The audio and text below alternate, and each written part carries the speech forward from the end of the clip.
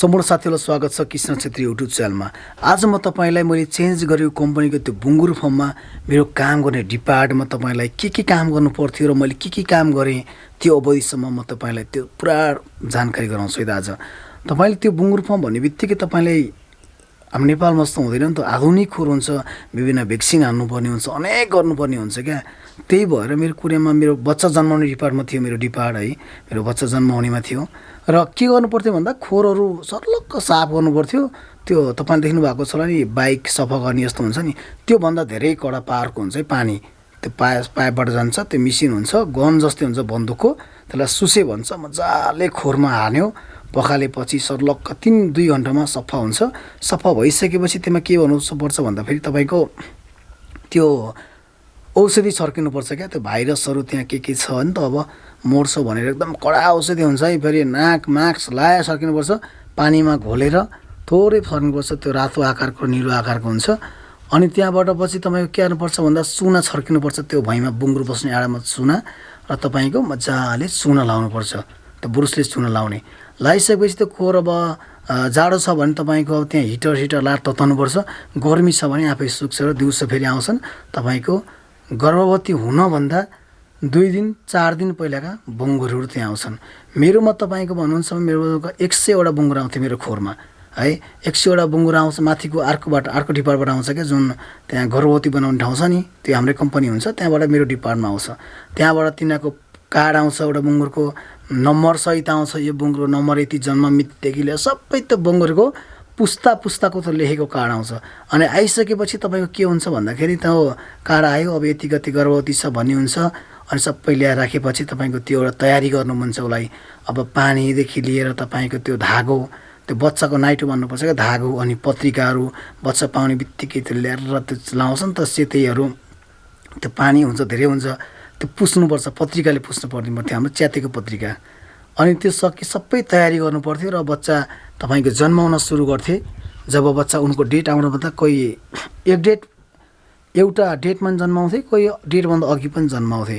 अनि तपाईँको टक्क लाएर ती माउहरू बच्चा जन्माउन सुरु गर्छन्, बेथा लाउँछन्, दानाहरू मिलाउनु पर्ने हुन्छ।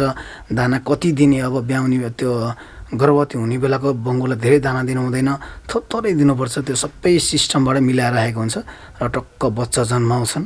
बच्चा जन्माएपछि राति पनि काम गर्ने छुट्टी कोरियन र नेपाल जान्थ्यो। र यस्तै 100 गरेर हाम्रो 4-5वटा डिपार्ट थियो क्या बच्चा जन्माउनु मात्रै। अरू तलपट्टि साथीहरूले काम गर्नुहुन्थ्यो। अनि यतापट्टि 100मा पनि तलबाट चाहिँ त्यही डिपार्टको साथीहरू सहयोग गर्न आउनुहुन्थ्यो। त्यो बच्चा धेरै जन्मायो, पुच्छर काट्नुपर्छ, दाँत काट्नुपर्छ नि त, त्यसरी साथीहरू सहयोग गर्न आउनुहुन्थ्यो।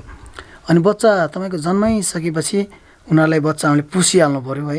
यता जन्माएको छ, उता जन्माएको छ, जस्तै अब 5-6वटा बुङ्गुर त कोही दिन एकै दिन भ्याइदिन्छ।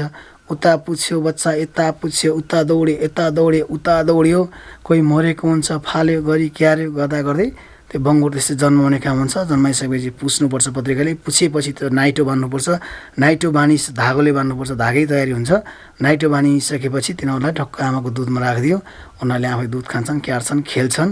त्यो सबै कुरा 4-5 घन्टा भइसकेपछि फेरि तिनीहरूको पुच्छर काट्नु पर्ने हुन्छ। ग्यासको एउटा मिसिन हुन्छ, पुच्छर काट्यो अलिकति, पुच्छर काटिसकेपछि दाँत पनि काट्नु पर्ने हुन्छ। भोलि बिहान तिनीहरू लड्दाखेरि यस्तो हुन्छ क्या, लड्दाखेरि तिनीहरूलाई भोलि त्यो झ्याप्प नटोकोस् भन्ने हिसाबले थोरै टुप्पा मात्रै काट्ने, बढी काट्ने होइन, टुप्पा दाँत काट्यो र पुच्छर काट्यो। र 3 दिनमा फेरि तिनीहरूलाई खसी पार्यो। अथवा पुच्छर दाँत काट्दै सँगसँगै पनि हामीले अझ के हान्थ्यौँ भन्दा त्यो पखाला लाउँछ नि त, बच्चालाई एकदम छिटो पखालाले समाउँछ अरे क्या। अनि त्यही भएर पखालाको त्यो भ्याक्सिन पनि लगाइदिइहाल्नु पर्थ्यो। त्यो लगाएपछि उनीहरूलाई पखाला लाउँथेन। पखाला लगायो भने त हैरान बनाउँछ, भ्याक्सिन हानेको छ, सन्चै हुँदैन, दुध त्यो मासु नै लाउनु त्यो बुङ्गुरको। त्यही सकिसकेपछि फेरि तपाईँको के हुन्थ्यो, अब त्यो बच्चा त जन्मायो, तपाईँको एउटा बुङ्गुरले 15-16वटा, धेरै जन्मायो भने 24-25 जन्माथ्यो। अब एउटै माउले तपाईँको 15-16-24वटा हुर्काउँदैन नि त। त्यही भएर हाम्रोमा के थियो भन्दा एउटा माउलाई 12-12वटाको दरले दिने बच्चाहरू। 6वटा माउ ब्याएको छ भने तपाईँको 1 बेद, 2 बेद, 3 बेद, 4 बेद सबै थाहा हुन्छ कार्डमा होइन। अनि त्यही भएर सबैभन्दा बढी बेद कुनको छ, जस्तै 5 बेद ब्याउने एउटा माउ छ भने 6वटा ब्याएको त्यो बुङ्गुरको सबै बच्चा ठुल्ठुलो छानेर तपाईँको त्यो 5 बेदको माउलाई ल्याएर दिनु पर्थ्यो। किन भन्दा 5 बेदको माउको त्यो दुध आउँदैन अरे क्या। 1 बेद ब्यायो, 2 बेद, 5 बेद ब्यायो नि त, 5 बेद ब्याउँदाखेरि दुध आउँदैन अरे। त्यही भएर तपाईँको त्यसलाई के दिनु पऱ्यो, ठुल्ठुलो बच्चा दिनु पऱ्यो। अब तपाईँको 2 बेत 1 बेतको त्यो बङ्गुर छ भने तपाईँलाई तिनीहरूलाई बच्चा सानो दिए पनि तिनीहरूले एकदम सजिलै हुर्काउँछन् अरे। त्यो सिस्टमले बच्चा मिलाउनु पर्थ्यो क्या सबै माउहरूलाई। अनि तपाईँको 12 बच्चा दियो, 12 बच्चा दिएपछि एउटा रह्यो, धेरै नि रहन्छ कोही। ती साना मसिनाहरू कसैलाई 13-14 रन दिने हो दुध राम्रो भएकोलाई, नत्र भने ती बच्चाहरू मारेर फालिदिने हो। तपाईँको साना ती साना अनि तपाईँको त्यो खुट्टा यस्ता अलिअलि त्यो बाङ्गा भएका अलिअलि अपाङ्गा जस्ता तिनलाई त ती साना त मैले लगभग त बच्चा जन्माउने त्यो उसो गर्दा त 30-35वटा त मारेकै हुन्थेँ मैले।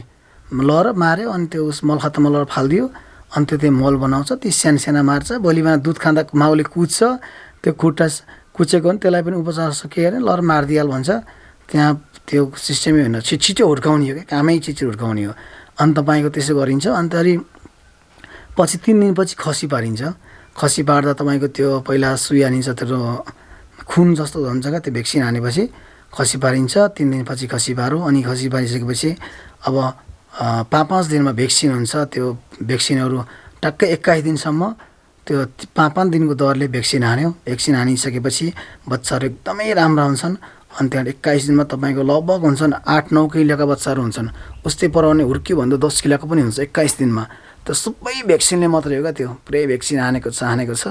अनि माउहरू पनि बच्चा जन्माउँदाखेरि कोही एकदम बुढी माउहरूले ब्याउने त्यो बच्चा पाउनै सक्दैन, तिनीहरूलाई अब तपाईँको पेटमै हात हालेर पनि निकाल्नु पर्ने हुन्छ। कसैलाई कोही त्यो पेटमै हात हालेर निकालेका ती कोही माउहरू मरेका हुन्छन्, कोही त्यो बच्चा जन्माउँदा माउहरू मरेका हुन्छन्। तिनलाई फेरि सब साथीहरू बोलाएर डोरी लगाएर तानेर फाल्नुपर्ने हुन्छ। अनि फेरि धेरै बच्चा जन्मा साथीहरू पनि आउँछन् त्यो पुच्छर काट्न, दाँत काट्न सहयोग गर्न। त्यो गर्दै सबै काम त्यो चलै हुन्छ 1 महिनासम्म। 21 दिनपछि ती बच्चालाई फेरि पठाइन्छ, तपाईँको अर्को डिपार्टमा पठाइन्छ। त्यहाँ पनि छुट्टै नेपालीहरू हुन्छन्। अनि त्यो डिपार्टका माउहरूलाई माथि जुन तपाईँको फेरि तिनीहरूलाई गर्भ राख्ने ठाउँमा पठाइन्छ, कृत्रिम गर्भधान गरिन्छ। अनि तिनलाई फेरि त्यो बच्चालाई 21 दिनपछि अर्को डिपार्टमा पठाइन्छ। अनि त्यो चलै हुन्छ 21 दिनमा। फेरि अब त्यो खोरलाई सफा गऱ्यो, अनि फेरि त्यो बच्चा जन्माउने माउहरू आइहाल्छन्। त्यो डिपार्ट चलेको त्यो डिपार्ट नै त्यो सिस्टम हुन्छ। अनि अर्को डिपार्टतिर पनि बच्चा आएका छन्, पठाएको छन् गरेर त्यो बच्चा बेच्ने बेरसम्म 4-5वटा खोर परिवर्तन हुन्छ। त्यो 5-4वटा खोरमा दाना पनि परिवर्तन भएर त्यो बच्चा बल्ल 6 महिनापछि बेचिन्छ। 120 किलोको बनाएर बेच्थ्यो हाम्रो कम्पनीमा। अनि त्यो सिस्टमले चलै हुन्थ्यो कि यो मेरो डिपार्टमा काम बढी हुन्थ्यो भन्दा पनि काम त्यति गाह्रो काम हुन्थेन। तपाईँको हल्का झिना मसिना कामहरू भएको भइ हुन्थ्यो। अब जस्तै बच्चा पाएको छ, त्यसलाई हेरेर बस्नु पऱ्यो, बच्चा छोड्न हुँदैन। साउ आयो भने भोलि यो के भयो, यो बच्चा पाइरहेछ, आफू हेऱ्यो भने किन पुछेनस्, किन ख्याल गरेनस् भन्छ। एकदमै राम्रो कि तपाईँको यस्तो हुन्छ कि त्यस्तो सिस्टमै मलाई अचम्म लाग्यो। त्यहाँबाट बच्चा जन्माउने त्यो गुन्द्री पनि हुन्छ, अझ सानो मेड जस्तो हुन्छ, त्यो मेड ओछ्याइदियो। अनि त्यो बत्ती बाल्यो, तातो बत्ती हुन्छ, त्यो बत्ती बालिदियो। एकदमै तापक्रम मिलाएर एकदमै खतरा तरिकाले बुङ्गुर पालन हुन्छ क्या कोरियामा। त्यही भएर मेरो त्यो डिपार्टमा कोरियामा फेरि कतिको कम्पनीमा त्यति राम्रो पनि हुँदैन। त्यो बच्चा जन्माए पनि नपुस्ने अरे, अनि त्यत्तिकै छोड्ने, दाँत पनि नकाट्दो रहेछन्। कोही कम्पनीमा त्यस्तो फरक पनि हुन्छ। तर हाम्रो कम्पनीले दिन्थेन है त्यस्तो गर्नु, एकदम ख्याल गर्थ्यो। राति त उहाँ बच्चा पुस्ने त्यत्रो मान्छे राख्थ्यो, बच्चाहरू त्यस्तो बच्चा उत्पादन गर्थ्यो नि त। अनि त्यही भएर मैले 1 महिनामा मेरो डिपार्टबाट मैले कति बच्चा पठाउनु पर्थ्यो भन्दा मेरो डिपार्टबाट 1000 बच्चा पठाउनै पर्थ्यो क्या। 100 माउबाट 1000 बच्चा पठाउनु पर्थ्यो। अब 12-12 का दरले दिन्थ्यो। कोही मर्छन्, कोही क्याट्छन् 21 दिनसम्म। कोही माउले 18 मारेको हुन्छ, बिहान आउँदाखेरि त्यो सुत्छ नि त बच्चा मुनि, त्यो माउ मुनि परेर। कोही च्यापिएका हुन्छन्, कोही खुट्टा यति त्यो खुर भाँचिएको हुन्छ, त्यसलाई पनि मारेर फालिदिइहाल्नु पऱ्यो। घट्दा क्याट्दा तपाईँ 100मा 1000सम्म बच्चा आउँथे। कोही बेला 1100 पनि आए, कोही बेला 1050 आए। त्यतिसम्म राम्रो हुन्थ्यो। र त्यो सिस्टमबाट चलै बच्चा उत्पादन गरेँ मैले, त्यो गइरहनु पर्थ्यो। अनि त्यसरी त्यो भइसकेपछि तपाईँको त्यो अर्को डिपार्टमा त्यो काम भइरहेको छ, मेरो डिपार्टमा त्यो काम चलेको त्यसरी हामीले बुङ्गुर फार्ममा त्यो मेरो डिपार्टमा त्यसरी काम गर्नुपर्ने हुन्थ्यो। अब अरू साथीहरूको पनि त्यस्तै काम चलेको थियो होइन। अनि त्यसरी गर्दा हाम्रो त 5-6वटा त्यो डिपार्ट थियो, त्यो बच्चा जन्माउनु मात्रै डिपार्ट। अनि सबै साथीहरू मिलेर तल बढी बच्चा जन्माएको तल जाने माथि आउने कामहरू भ्याक्सिन हान्नेदेखि त भ्याक्सिन त हानै गर्नुपर्छ है। भ्याक्सिन त त्यो माउलाई पनि हान्नुपर्छ, तपाईँको त्यो खाना खाँदैन अनि भ्याक्सिन हान्यो, अनि फेरि पनि त्यो बच्चा जन्माउँदैन भने भ्याक्सिन हान्यो, बच्चा पाउन गाह्रो भएको छ भ्याक्सिन हान्यो, उसको पेटमा बच्चा छ भन्ने शङ्का भयो भने पनि यो बच्चा आदि पाएको छ अलिकति पाएको छैन भने पनि भ्याक्सिन हान्यो, गर्दा गर्दै एकदमै काम भने त्यसरी चलै हुन्थ्यो। र विशेष गरी सिपको काम पनि मलाई खुसी लाग्यो, त्यहाँ अब कहिले पनि आफूले त्यो नदेखेको त्यो भ्याक्सिनहरू पनि मजाले हान्न जानियो। अनि घाँटीमा हान्नु पर्थ्यो, कसैको यस्तोमा हान्नु पर्थ्यो, जहाँ मासु छ त्यहाँ बढी कसैको साँप्रोमा हान्नु पर्थ्यो भ्याक्सिन हान्दाखेरि। त्यसरी मेरो काम भनेको त्यही काम गरेरै मेरो डिपार्ट त्यसरी बिताएको थिएँ। अरू डिपार्टमा जान चेन्ज गर्न मन लागेको थियो, अरू डिपार्ट जान दिन्थेन। तिमीहरूले काम जानेपछि त्यहीँ गर्नुपर्छ भन्थ्यो, त्यहीँ गरिन्थ्यो। अरू साथीको फेरि अर्कै काम हुन्थ्यो त्यहाँ। अब 1-2 महिनाको बच्चाहरू हुर्काउने, सुई हान्ने, दानाहरू खुवाउने फेर्ने हुन्थ्यो। कसैको बेच्ने डिपार्ट हुन्थ्यो, अब मजाले बेच्नु पऱ्यो, ठुल्ठुला बङ्गुरलाई बेच्नु पऱ्यो, त्यो जोख्नु पऱ्यो कति किलोका छन् भनेर रङ लायो, अनि गाडीमा चढाउने कामहरू अरू डिपार्टको दाइ गर्नुहुन्थ्यो, मेरोमा त्यो पर्थेन। तपाईँको ठुलो कम्पनीमा त्यस्तो हुन्छ, तपाईँ सानो कम्पनीमा पर्नुभयो भने सबै गर्नुपर्छ। फेरि उता बच्चा जन्माऊ, उता फेरि त्यसलाई गर्भ राखामाथि लगेर अनि फेरि कति 1 महिनाको बच्चालाई उता जन्माऊ अनि त्यसरी गरेर सबै काम गर्नुपर्थ्यो है त। मेरो डिपार्टको काम यही थियो है त। तपाईँलाई कस्तो लाग्यो भिडियो, मन पर्नुभयो भने तपाईँले